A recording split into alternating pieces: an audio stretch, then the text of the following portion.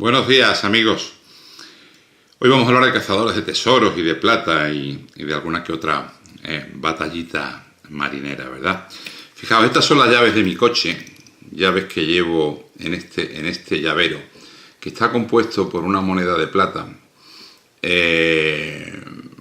lo que se llamaba antiguamente una pieza de 8 porque eran monedas de 8 reales. En concreto, esta pieza de 8, esta moneda, procede del pecio de un buque de guerra español. No sé si alguna vez habéis oído hablar de él, el Cazador. El Cazador fue enviado en 1783 por Carlos III con un inmenso cargamento de monedas de plata para rescatar la economía de las entonces provincias españolas de Florida y Luisiana, la Florida y la Luisiana. ¿Por qué? Porque Carlos III había introducido el papel moneda en estas provincias españolas como un experimento, y aquello fue un fracaso enorme, probablemente porque no tenía respaldo suficiente en oro, y se produjo una situación próxima a la bancarrota. Para evitar esta bancarrota, Carlos III envía al Cazador cargado como os digo, de monedas de plata mexicana, había cargado en Veracruz, en México, y el Cazador nunca llega a su destino, que era Nueva Orleans. Lo cogió un ciclón tropical y el mar se lo tragó, igual que se tragó al Valvanera. En ese sentido es una historia parecida. Hace no muchos años, un pescador de gambas del río Mississippi, arrastrando su arte por el fondo pescando gambas, encontró los restos del Cazador con todo su tesoro. Pleiteó contra la administración norteamericana y ganó. Se quedó con el 70% del tesoro. En aquella época España todavía no reclamaba sus derechos sobre buques españoles que se hubieran hundido con la condición de ser buques de Estado, etcétera. Entonces no participó en el litigio para reclamar los derechos sobre los restos del Cazador.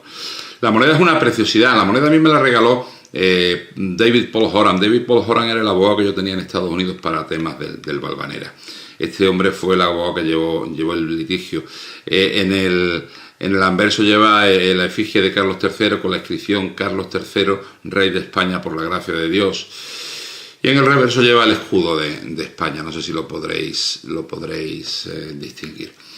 ¿Por qué llevo yo esta moneda siempre encima con las llaves de mi coche?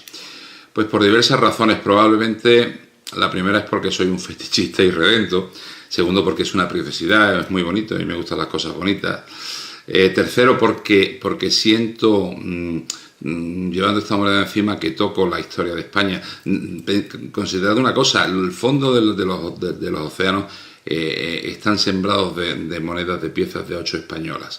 Nuestra historia naval, nuestra historia marítima y la historia de nuestro imperio está diseminada por los fondos de medio mundo, los fondos oceánicos de medio mundo, en estas monedas. Hay uno de los motivos por los que llevo la moneda es una curiosa historia que yo viví en Key West hace ya bastantes años, en el año 92, fue si no recuerdo mal, durante la primera expedición que hicimos allí para inspeccionar los restos del Valvanera. En Key West hay un puertecito, un pequeño puerto encantador con muelles de madera casi podridos que recibe el nombre de Last End, en el cual se ponen las personas que tienen embarcaciones para llevarte a bucear o para hacer excursiones y demás, ponen una especie de tenderetes para ofrecerte sus servicios. Recuerdo que estaba buscando un barco, recorriendo los distintos tenderetes, viendo el tipo de embarcaciones que se ofertaban, y al llegar al tenderete de un tipo muy curioso, pude contemplar que llevaba colgada del cuello una pieza de 8, todavía más bonita que esta, porque era una pieza de 8 más antigua, procedente del tesoro de la Atocha. Me quedé sorprendido mirándola porque era una moneda que estaba en perfecto estado. Le pregunté si era de la Atocha, me dijo que sí, y él, al oír mi pronunciación del inglés, me preguntó si era italiano. Si yo era italiano, le dije que no, que era español. Y entonces, con cierta sorna, me enseñó así la moneda y me dijo: pues esta ya no vuelve a tu país, esta se queda aquí para siempre. Al principio me dio un poquito me tocó las narices, vamos. Luego hice una buena amistad con el tipo, porque son personas muy interesantes, son personas que tienen mucho que contar. Y me contó que había tenido un golpe de suerte y había encontrado unos pocos lingotes de plata en un arrecife de coral. Es una historia que se repite mucho en aquella zona. Un grupo de buceadores o un buceador está buceando en un arrecife y de repente ve un coral que tiene forma rectangular, ¿no? Vosotros sabéis, habríais oído alguna vez ese dicho de que Dios no construye con líneas rectas. Bueno, pues efectivamente ese bloque extraño de coral resultó ser un bloque de lingotes de plata españoles que le permitieron a este hombre, pues él lo contaba además con mucho orgullo, con mucha satisfacción. Dice, lo primero que me permitieron fue darle unos estudios decentes a mis dos niñas. No tiene, porque todavía vive, todavía mantengo relación con él. Tiene dos niñas preciosas a las cuales pudo dar estudios. Se compró un barco para sacar a los turistas de excursiones, a bucear, etcétera. En fin, le arreglaron la vida. No se hizo rico, pero le arreglaron la vida. En realidad, la mayor parte de los buscadores de tesoros que hay en aquella zona son son este tipo de personas. Me sorprendió mucho que para ser un hombre tan elemental en cuanto a instrucción, en cuanto a cultura, tenía un vasto conocimiento de lo que eran los galeones españoles, de lo que eran las mercancías que transportaban, de la historia del naufragio de 1622, que probablemente fue el naufragio más importante que se produjo en las costas de Florida relativo a los galeones españoles. Y al igual que él, había otros muchos buceadores, había otros que eran antiguos pescadores que se habían reconvertido, que tenían un conocimiento exhaustivo hombre, quizás decir exhaustivo es un poco exagerado, pero un conocimiento profundo e importante de la historia naval de España.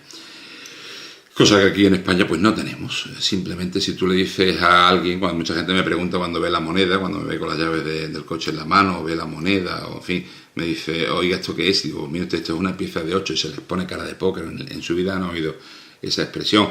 Cuando, insisto, las piezas de 8 alfombran los océanos de todo el mundo, son nuestra historia dispersa en el fondo del mar, de los mares y océanos de todo el mundo. Sin embargo, como aquí en España no hemos sabido contar ni cantar nuestra historia naval, ni sentirnos orgullosos de ella, pues la gente lo desconoce. En Estados Unidos, incluso los más humildes pescadores conocen nuestra historia y saben el valor de la misma y de las riquezas de nuestros buques que quedaron allí hundidos. Ya os digo, conocí a varios de estos buceadores, patrones de pequeñas embarcaciones que me dejaron asombrados con sus conocimientos. Moraleja, que estamos todavía a años luz de que nuestros paisanos, de que nuestros compatriotas, de que todos nosotros conozcamos y aprendamos y saquemos conclusiones de nuestra historia naval, que es la historia naval más grande del mundo, la más importante, sin ningún género de dudas. Y nada más, que paséis un estupendo fin de semana y, como siempre, un fuerte abrazo marinero para todos.